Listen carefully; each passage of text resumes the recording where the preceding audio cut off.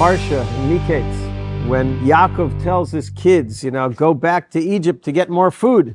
And they said, we can't, because the viceroy of Egypt accused us of being spies. Not only that, when we came home, we found that all of our money had been mysteriously come back into our sacks. And so they probably think we're thieves as well. Like we can't step foot over there. And to make matters worse, we know the viceroy took Shimon. And so now the only way they can go back to get more food and to try to rectify things is to bring Binyamin, because the viceroy had said that don't come back to me until you bring your youngest brother Binyamin. And of course Yaakov says, no, you can't take Binyamin. He said, then we can't go.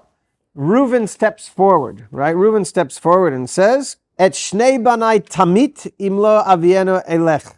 I give you permission to kill my two sons if I don't bring Binyamin back. Meaning, give me Binyamin so we can go down there. If I don't bring him back, you can kill my two sons. And of course, the next pasuk says, Vayomer lo yered b'ni imachem. No, I'm not sending you with my son.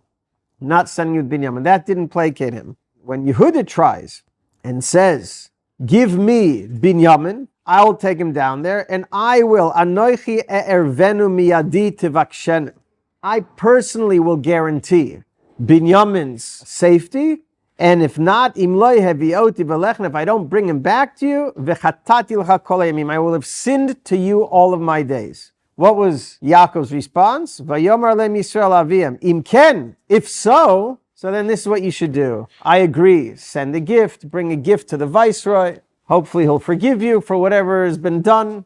The question, of course, is why is it that when Reuven gave a guarantee of his two sons to Yaakov wasn't placated. He wasn't moved to give him Binyamin. But yet when Yehuda guaranteed himself, Yaakov said, okay, you know what? So I'm placated. You could take him.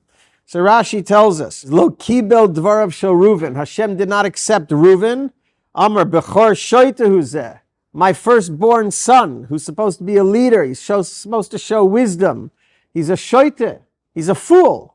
He says, I can kill his children if he doesn't bring Binyamin back. Are they his children, not mine? These are my grandchildren. Okay, so let's say it sounds like quite impetuous for Reuven to give up his two children. But why is that much different than what Yehuda did? Yehuda said to his father, Chatatilcha kol yamim. Yehuda did not say that if I don't bring him back, you could kill me. He said, I will have sinned to you. Certainly, you would think that Reuven, who's guaranteeing the lives of his two children, should have been impressive. Should have definitely, what's the idea? The idea is Reuven is saying to Yaakov, I promise I'll bring Binyamin back. I will fight for Binyamin because my two kids are at stake. Yehuda says, if I don't bring him back, so then I will have sinned against you. Why does that move Yaakov more? So the Mefarshim explain that Yehuda, what does it mean? Rashi says, L'olam haba. Yehuda guaranteed his own life in Olam Haba if he doesn't bring Binyamin back. That moved Yaakov. The idea that you're willing to sacrifice your two kids physically, that doesn't move him. That just shows the guy is a shoyte, the guy is a fool. When Yehuda is willing to pledge his Olam Haba, that moves him. They say that, what's the difference between the Arabs and the Jews? They said that the Arabs serve their sheker with emes, and we serve our emes with sheker. And that's why they're successful. That's why they're powerful. What's the idea? The idea is that they fight for what they believe in, even though what they believe in is sheker. What they believe in is wrong. It's evil, what they believe in. But they believe in it with their very heart and soul. And it's true that they're willing to give up their sons and their daughters and their neighbors as human shields. That's for sure. But they're also willing to give up their own lives. They're willing to give up their very own lives for their cause, which their cause is total evil and total sheker. The problem is, however, sometimes we serve our emes. We serve truth, but we serve it with sheker. We're not willing to put our lives, not our money where our mouths are, but our lives where our mouths are. We might preach and we might say that we believe in the truth of Judaism, of serving Hashem, etc. But do we put our lives, do we invest our very lives? It says in the Shema, V'chol nafshecha. We have to be willing to give up our lives for what we believe in. We find that the Arabs do that. Do we find that the Jews do that? So over here, you find that he wasn't willing to give up his own life. He was willing to give up his children's lives. Yaakov says, that's called serving an emes with sheker. That doesn't move me. You're not going to convince me. If you're not willing to put your own life on the line, you're going to put your kids' lives on the line. That's stupid, right? That's reckless. You're not going to sway me with that. Yehuda says, not only am I willing to put my physical life on the line, I'm willing to put all of eternity on the line. I'm willing to serve my truth. I'm willing to serve emes with emes. I'm willing to put my entire body and soul, not just my body, but my soul as well, into something. Then that shows that Yehuda is serving truth with truth. He's serving emes with emes. This is very much tied into Chanukah, because the Mefarshim explain, why did the Kadosh Baruch Hu bring the decree of the Greeks upon us? It's because the Bach writes, based on the Medrash, we were serving emes. We're serving in the temple. We're bringing korbanot. There's no greater truth than that. But we're serving it mechanically. We became bored with it. We were doing it just to tick off the box, to go through the motions. We began to serve our emes with sheker. We didn't put our heart and soul into the matter.